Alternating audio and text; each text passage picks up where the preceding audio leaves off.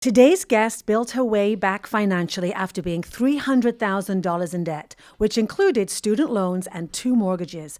She is now completely debt-free and wants to help you be the same. Bernadette Joy has made several appearances on national and local media, including The Dave Ramsey Show, WCNC Charlotte Today, USA Today, and Yahoo Finance. She has her own podcast called the Bernadette Joy Podcast, and her mission is to help you crush any financial goal and earn the lifestyle you desire. Please welcome to today's show, Bernadette Joy. Thank you so much. Oh my gosh, I feel I already feel nervous just listening to you say that. So thank you. I think sometimes we forget all that we've done and we forget to look how far we've come, or we're always looking forward. And with that, I think it is so wonderful to have you here, Bernadette, because I think money is such a hard subject for us to talk about, especially as women. It is. I think on that note of women not celebrating our accomplishments, we also tend to shy away from these really hard topics. And I really appreciate platforms like this where we can share these things, because I've learned that if I talk about it, then other people will talk about it as well, and we can share more knowledge and information instead of all of us living in the dark. So I think, what we tend to do as women, we show our highlight reel, but I'd love you to share a little bit of your backstory of what it took and what it felt like to be $300,000 in debt, and the steps or the confidence it took and the steps it took to get you to where you are today. Gosh, okay. So big question. Yes. So the Cliff Notes version is I am Asian American, grew up a very traditional Asian family in New York City. My father was actually a CFO. So you would think that I would know something about money, but we never talked about it. And the messaging growing up was always, you have to earn money, as much money as possible, but we never talked about saving money. And we never talked about what it's like to have to keep up appearances and how expensive that is. And I don't know if it's just my family or Asian families in general, but we're very much about what we look like instead of what we actually have. And I went to college in Boston, did a dual degree in psychology and business. And then I went to go work for financial services companies in New York City. Little did I know it was going to be 2008 in New York City in financial services. I was in HR at the time. I was this 20-something-year-old thinking, I'm going to help people with their jobs and I'm going to make people love going to work. And actually, I was doing the opposite. I was going around the country at 22 years old telling people who were in the company for 20 years that they didn't have a job anymore. And that really struck me in realizing that I can't rely on anybody else other than myself for my own financial security. So I kept going through HR, realizing this is not what I want to do, but I'm not sure what that next step is. So I did what a lot of 20-something-year-olds did. I went back to school, got an MBA. I was like, you know what? People will think I'm super qualified because I have extra letters after my name. And at the same time, I happened to marry a guy from South Carolina, which was totally unforeseen. And we moved to Charlotte, which is in North Carolina. And I decided at the same time I was going to be an HGTV TV show host at some point. And I bought not one house, but 2 houses because I thought that was the right thing to do. And I remember very distinctly coming to my last semester of my MBA program. It was January, so exactly 4 years ago. And I was looking at my student loan balance thinking, I'm about to graduate in 10 weeks. Let me figure out what the situation is. I have no idea how much I borrowed. And I pulled up the number and it was over $70,000 in student loans for my MBA. And I also had not the one, but the 2 mortgages. And I thought to myself, oh my gosh, a couple years ago, I had no debt. And now I have $300,000 worth of debt. And the whole reason I got into all of this debt is because I didn't want people to think that I was a loser. Like, that's the truth. I thought that if I did all these things, if I had a nice house to show people and I had a graduate degree, that people would think that I was enough. Can we talk about that a bit? Because I think that's so important. And myself too, I'm British. We certainly don't talk about money. Yes. And growing up, for me, there was a sense of scarcity. My dad was a big drinker. So my mom was doing 3 jobs to keep a roof over our house, to keep up appearances. Yes. What do you say to that person listening right now that is maybe about to take a big leap financially for the sake of appearances? Yes. How do you help someone get over this idea that you have to look a certain way to be successful? while many of what we see on social media, people are so much in debt. Can we talk a little bit about the appearances first and then talk about how to get out of it if you're already underwater? Yes. So appearances, I think, is probably the number one reason that people are in debt. A lot of people will talk about, the education system not teaching us, or, the wage gap or whatever it is. I think when it comes down to it, all of us are trying to feel like we are okay and to tell other people that we're okay, and we are putting ourselves into bad financial situations for that. And I don't know what it feels like for everyone else, but for myself personally, the only reason I got out of debt and I changed my financial situation is because I felt I had that turning point that day that I was like, I cannot feel like this for the rest of my life. This feeling that I have right now, this is not going to happen for the next 10 years. Bernadette, what was that feeling? Was it scarcity? Was it like a noose around your neck? I mean, for me, we talk about entrepreneurs, a lot of female entrepreneurs, and to do your best work, there has to be some sort of freedom, sense of self. What was that feeling that you felt to make that big leap? I honestly felt like I couldn't breathe at that point. I felt like I had no air in my lungs. And I said to myself, I literally cannot survive feeling like this on a daily basis. And what I didn't realize is that I felt a little bit of that every day. Interesting. But I ignored it because I thought that was normal. And it wasn't until it culminated that one day that I said, oh my gosh, this is the feeling that I've been having for the last 10 years. I've just been ignoring it all this time. So I ask a lot of people to think about, do you really feel like you have the freedom to do the things that you want to do? Or do you have that feeling that you can't breathe a little bit every day? If you do, don't ignore it. You have to listen to that feeling. Your body is telling you that something is not right. I think it's so interesting. In all the amazing women I speak to, we talk about this intuition, and we often don't trust ourselves. But like you're saying, even with money, your body is telling you, this is not working in our favor. Yes. I think a lot of people feel like, oh, I'm so busy and, I am stressed out, but they don't realize how stressed they really are because they think it's normal.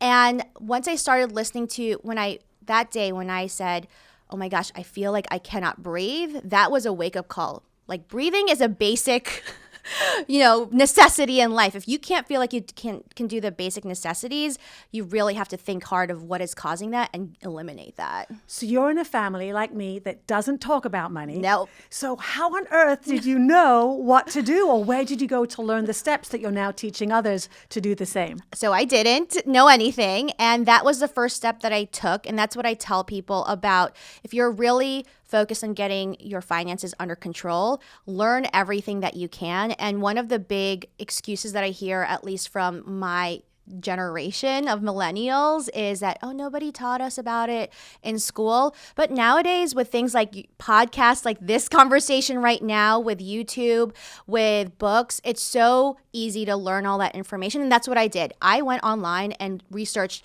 how to pay off student loans as quickly as possible. That's literally what I typed into Google, and so many things popped up, and all of them were free.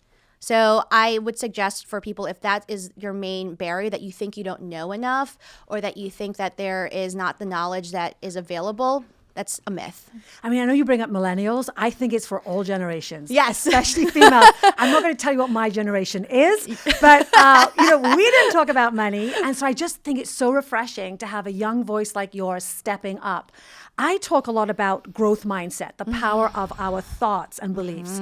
To the people listening at home, what do you think it takes, or a couple of steps you could give the listeners to help them create a good, healthy money mindset? Yes. So I actually looked back at the things that I did in this debt-free journey. And when I looked back on it, it actually created a acronym that made it easy for me to remember. So when I say crush your money goals, the reason I say crush specifically is crush is the acronym that I remember in the back of my mind.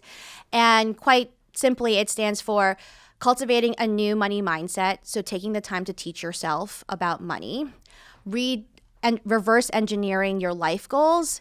And what I mean by that is a lot of people assume money is about math. It's about, oh, if I invest this much money in 20 years, I'll be a billionaire. And what I really learned is that in order to get your finances in order, you have to really think about what is going to motivate you to get yourself out. And so when I say reverse engineer your life goals, for example, for me, the reason I wanted to pay off my student loan debt was because I wanted to quit my day job and start my own business. My student loan debt was $72,000. I figured if I want to pay that off in 2 years, it's $36,000 a year, which is $3,000 a month, which is $750 a week, which is about $100 a day. So what can I do every day that's about $100 that will either save me money or make me money that will get me towards the goal of not just being out of debt, but starting my own business? So reverse engineer your life goals. U stands for use a money planning tool. And we can talk more about that. I like to use apps because, I'm the typical millennial. And then the last two, it's not rocket science. If you want to be good at money, you have two options. You can sacrifice in the short term, or you can hustle. That's pretty much it. Either you're saving money or you're making money in order to make up that deficit if you have debt. So and what I talk about with a lot of people are what are the creative ways that you can save money in the short term, and what are ways that you can make extra money even if you have a day job? I love and I love acronyms. I'm the queen of acronyms. But I love the idea of reverse engineering your life goals. Yes. And I'm going to encourage us all to even take age off the table, because, I'm being told, when do you want to retire? How much money do you want? Yes. That doesn't motivate me. No, That's making me think about when I'm going to die, So I love this idea of taking what it is that you want to do to have the motivation to crush the goal, set the goal that's inspiring to you. Absolutely. So one of the big goals that I hear a lot of people say, whether they're close to retirement or not, is that they want to travel more, right? And in order to make traveling happen on a regular basis, there's a couple things that need to happen. You have to have the time to travel, and you need to have the money to travel. So when people come up with that goal, when they talk to me, I ask them, okay, what are you going to do to make more time for yourself, and quantify that? So if you want to go on a 2-week vacation, you got to figure out how to free up 2 weeks of time. And that might mean, working different hours or working extra hours or whatever it is to make up that deficit. And on the same token, and I'm an advocate of not putting anything on credit cards, what can you do to pay for this trip and work backwards from that? I would love to talk about credit cards a little bit. Oh, okay. Because I'll tell you why. Growing up in the UK also, we did not believe in building a huge amount of debt on credit cards. Love it. And again, on appearances, I look at many of my mentors who I love and follow dearly, and they feel like they're crushing it. They're making a lot of money, but when we sit down and talk, they also are heavily in debt on credit cards. Yes. What are a couple of steps you would advise if someone is interested to lower their debt on credit cards? Yes. To get started?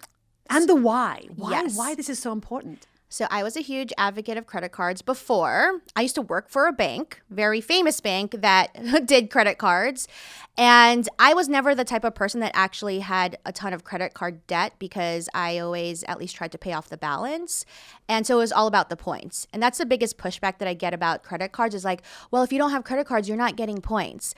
So my first step that I would say, if you are heavily in credit card debt, you don't know how to use it, a credit card, and you should cut up your credit cards. Honestly, and that's what I did. I have not used a credit card in 3 years, and my life has not turned for the worse. I can do all the things I still want to do. And so I tell people, really be honest with yourself. If you are not able to survive without a credit card, that means you have a money issue. And if you don't know how to handle that, then you should cut up the credit cards. That's honestly the easiest thing I can say. But if you are someone like me in the past who maybe didn't have a lot of credit card debt and are still using it, I would challenge people to still put away the credit card for 30 days. I literally had someone who put their credit cards in like an ice block and put it in their freezer for 30 days so they couldn't use it. We could do a new ice block challenge. Right? The ice block challenge. Just throw your whole wallet into the freezer and just see how your habits change. I promise people will notice that without a credit card, you become a lot more thoughtful about your spending and those impulse purchases, because psychology says that, and I'm sure everyone has had it, if you have a crisp $100 bill, it's a lot harder to give that to somebody else. It's so funny you say that, because I had a crisp one because I live in New York where you have to tip heavily, and yes. it's one of the benefits and perks and pains of living in New York. Yes. And I still have it in my wallet since Christmas, because A, no one wants to break it. Yes. And B, it's just like, I kind of get what you're saying. Right. And so just observing what your habits are without using a credit card, I promise you won't miss the points for 30 days. And just taking note of, what do I want to spend my money on? What do I feel like when I spend my money?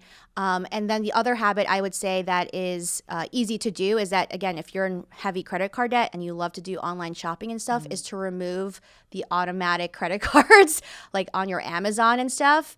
And even if you still have to punch it in every time, it's at least an extra step to make you really think about if you need that thing that you're buying. That's such good steps because, we talk about habits. And we don't often, I'm thinking back to like recently New Year resolutions. I didn't see one promotion on habits around money. We have our health habits, our mental health habits, our eating habits. Yes. But all of this is around financial habits too. Yes. I think those steps are so important. Along with the habits, which I think just bringing attentional and mindfulness to how we spend money, what are some myths around money that you think we have that you would like to see changed? Yes. I think on the theme of your growth mindset, and I say specifically, I see this a lot with women and minority groups, is this idea that money is scarce. And what I have noticed in the last year, so I became completely debt-free, including my house in April. And before that, I always felt like we never had enough money. We never had enough money. And now that we don't have any debt, and I have lived like that for the last year, I realized that, you can always make more money. Truly, if you really want to hustle, you can drive Uber, you can, walk dogs. There's so many ways to make money. But the shift for me has changed to I can never make more time. There's only so many days on the earth that I have, right? And would I rather spend my time worrying about money or who I'm spending that precious time with? And so that scarcity thought should actually, in my mind, be shifted to the thought of time and not money. I want to be more thoughtful about how I spend my time and who I spend it with. And I'm not worried about money as much anymore because I'm not in debt, because I always feel like I have the capability to make more if I really wanted to. I think that's very powerful because money doesn't motivate me. Time motivates me. Right. And you're like, I probably got 20 years on you, but time, it really is. Like when I look at like how much time is ahead of me, it's been great. I just had an aha moment that really money's never motivated me. But the idea of wanting to do travel with my time, be financially free, have that feeling of waking up and not being stressed. What would you say to the listener who has, because it's easy to say, I think this is a hard one to tip. Yes. The scarcity mindset around money. Yes. Is there a thought, a mantra, a reflection exercise that you could help people take the first steps to making that small shift over to time versus money? Yes. I would say that the thing that helped me shift the most in terms of that mindset from time to money is, I know it sounds really boring and not fun, is budgeting. And it's so scary to a lot of people. And what I notice is that it's not scary because people didn't know how to do it. And I get a lot of people who ask me, what's the best tool to use? And, what's your method? And when it came down to it, people were not budgeting because they weren't willing to face the reality of what their financial situation was. And I will be honest, it sucks. Like when you first do it, and when I first did it 3 years ago, I was appalled at myself because I thought, I'm pretty decent with money. But then when I actually looked at where I was spending my money and how it related to what I actually cared about time-wise, I would tell people, the things that are important to me are health and travel and my family. But then I would look at my credit card statements and it was fast food. It was, Netflix. It was all this stuff that didn't lend itself to the things I cared about. So doing your budget forces you to face the reality of what you actually care about. And then if you see a discrepancy, then it's time to make a change. I've heard that before, that what is on your credit card really shows you what your values are. Yes. So I think that's a good step for everybody. Once you stop listening, to this podcast, pull out your credit card and your statement. And what is it really saying? Yes. About your values? Yes, absolutely. And I also think that's why a lot of people have a hard time in relationships with money, is that they are not, if you actually look at what people are spending. And I had this conversation with someone yesterday. She said, I don't want to show my husband my credit card bill because he doesn't know that I spend on shoes and clothes or whatever, things for our dog or whatever it is. But I said, you know what, if those are the things that are really important to you, why would you be ashamed of it? And she said, those aren't important to me. So why are you spending money? Boom. Mic drop. But let's talk about that, because there are a lot of different stresses that can come up in relationships. And often at the top, one of them is money. Yes. What advice would you give to a couple, say they're about to get married or not, or they're moving into a home together? Are there any discussions that you would recommend that they have before, taking that big step? Yes. So I think it is very common nowadays for people to have completely separate finances and not be transparent. And my husband and I, we got married 8 years ago. And I've been very lucky that my husband and I have been pretty transparent about all of our finances. And up until now, we have one checking account. We have no credit cards, so there's nothing to track there. And we have one savings account, and that's it. So I would suggest, if you are a couple that is kind of starting out, looking again at your finances together before you get married is such a huge step. And the first thing I would say is just to pull out those credit card statements and be willing to bear it all. And if you feel like you can't do that, that's a question, is it because you don't trust that person or you don't trust yourself? That's a question I would ask myself if I were in those shoes. Yeah, that's a great question. Who is it that you're not trusting here? Right. And sometimes it's our own self. Yes. Then when we have to take a look at that, then Yes. the only person that can really help ourselves is ourselves. Is ourselves. And I've noticed that this is more often the female in the relationship that is saying that she doesn't trust herself. There's this shame that comes with, oh, but I spent money on clothes and manicures and haircuts and all this other stuff. And that is something that is really important to me to have this messaging with women, is that we're just built in a world where there is more expectations of us based on just appearance alone, right? And I had this epiphany one day when my husband went to go for a job interview. And he went for his job interview and he woke up, did everything that he normally does, which is just like take a shower, put on some clothes, and then put some papers into a Padfolio and just went to his interview. On the other hand, if I go to an interview, I'm like looking at what shoes I'm going to wear. I look at how I'm going to wear my hair, which accessories, my face, like all of this stuff. And it made me realize there's so many things that I am expected to do as a female that he wasn't expected to do to get the same job. Right? Yeah, it's interesting. There was a news show in Australia, and there was two anchors, a male and a female, and the anchor wore the same shirt, I believe, or the same. I saw that. Yes, for a year. No comments, and you can only imagine what the woman anchor. We have to change our top, and so I agree. There are expectations placed upon us, and I think what you said is really interesting. It's not necessarily what you're spending money on; it's why. And sometimes the why is to get the job. We are expected to look a certain way. We can only push back and argue against certain things. Yes, so I think the why is very important. Yes, and that's why I decided to do what I'm doing, is because when I first started out on this debt-free journey, when I first Googled how to pay off student loans, all of the advice, to be honest, were from older white men who were saying, oh, just eat beans and rice every day and wear the same jeans every day. And I'm like, that's not feasible for me, for various reasons. And I really had to think about it, where it was like, am I just saying it's not feasible because I'm scared to do it? Or is it because realistically and I was in HR before, I've had to have conversations with women in the workplace saying, you're not dressed appropriately, right? And not that I liked being part of those conversations, but that was what my upper management told me I had to do, right? And so while I would love for every woman to be able to be like, you know what, screw it, I'm just gonna go however I am, and that's how it's going to be, and you have to accept it, and I think we will get there at some point. I also think that we have to be realistic of the expectations around us. Totally agree. What are you excited about in the future for women, especially, and finances and financial freedom?